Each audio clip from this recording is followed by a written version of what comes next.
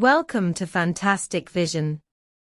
Please subscribe us before you watch today's video.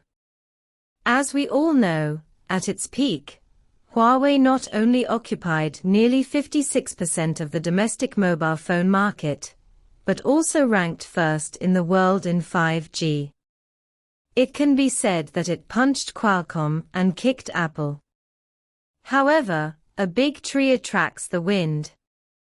Huawei's strong rise has also shaken the United States' hegemony in the field of science and technology. Therefore, in order to restrict Huawei's development, the United States first forcibly changed the chip rules, and then issued a series of bans against Huawei. Under this series of sanctions, Huawei was eventually seriously injured and even fell into the dilemma of no chips available, which was both realistic and helpless. However, even though Huawei was beaten to a pulp, the United States did not let go at all, but instead launched comprehensive sanctions against China's semiconductor industry. First, it successively included more than 1,000 Chinese companies in the Entity List, and then reached a tripartite agreement with the Netherlands and Japan, attempting to gamble on China's channels for importing high-end lithography machines, and completely block China in the 14 nanometers process.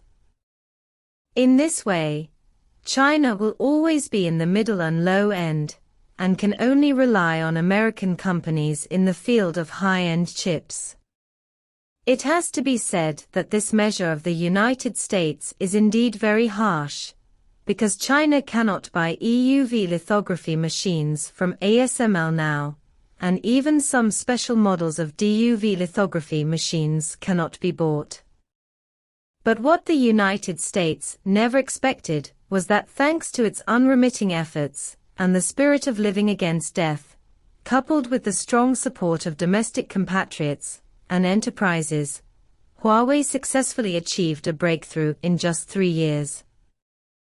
The return of the Kirin chip not only made Huawei's mobile phone return to the top of the domestic market, but also brought some supply chain manufacturers abandoned by Apple back to life, while Apple and Qualcomm ushered in threats again. Their sales and market share began to fall rapidly, which was simply gratifying. What is more worth mentioning is that in the face of the United States' continuous increase in sanctions on Chinese companies, China has also implemented a series of countermeasures. The previous policy of restricting the export of raw materials and related technologies, such as photovoltaic silicon wafers, rare earths, gallium, germanium and antimony, is a good example. I thought I could use this to make the United States remember for a long time, but I didn't expect that they would not remember for a long time, but instead sanctioned Chinese companies again. According to media reports, on December 2nd, the United States announced that it would include 140 Chinese companies related to semiconductors in the so-called Entity List, which is extremely arrogant. China also responded immediately to this. The 4 major associations of Internet, automobile, semiconductor, and communication have successively issued statements, calling on domestic companies to be cautious in purchasing American chips. Not only that, the Ministry of Commerce also suddenly announced a decision recently, that is, to announce the export control of 2 related items to the United States, and these 2 items are superhard materials and graphite.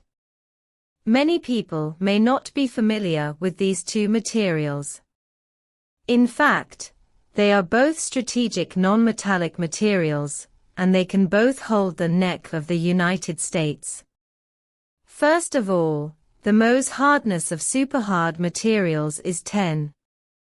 Industrial manufacturing such as automobiles, CNC machine tools and aerospace cannot do without it. It is also called the ultimate semiconductor and king of materials. The same is true for graphite. Its thickness is only 1/200,000th of a hair, but its strength is 200 times higher than the best steel. It is widely used in the manufacture of automobiles, aircraft, and satellites.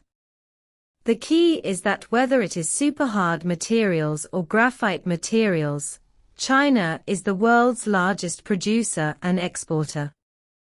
What's funny is that in 2006, the United States banned the export of graphite to China. Unexpectedly, only 18 years later, the boomerang hit itself. What made Biden sleepless all night was that although they also had their own superhard materials and graphite industries, they were completely inferior to China in terms of cost, production capacity and reserves, and they have been relying on imports for these years. Even when China announced the export control of these two materials, Japan and South Korea were also half dead, because China had already formed a monopoly, and even these two materials of Japan and South Korea had to be provided by China, which meant that even if the United States wanted to import through Japan and South Korea, it would not work. In this regard, even foreign media have said, "I didn't expect China to be so ruthless this time, and this time the United States should cry out in pain." In addition, the United States has blocked China in recent years mainly for export control of high-tech technology, but it has been proved that it is almost impossible to restrict China's development by technological blockade. High-speed rail, hand-torn steel, super steel and C-type sealing rings have come in this way before, and China has become the world's number one. And every time China controls exports to Europe and the United States, it is industrial raw materials. It can be said that it has directly cut off the firewood from the bottom of the pot. If you don't give you raw materials, how can you develop high-tech? It is estimated that the entire industry will be paralyzed. As the saying goes, without scars, there is no thick skin, and even clay people have 3 points of temper.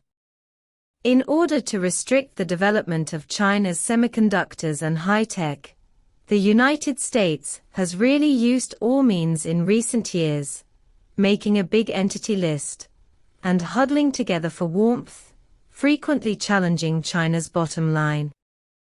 Now, China directly hits the vital point.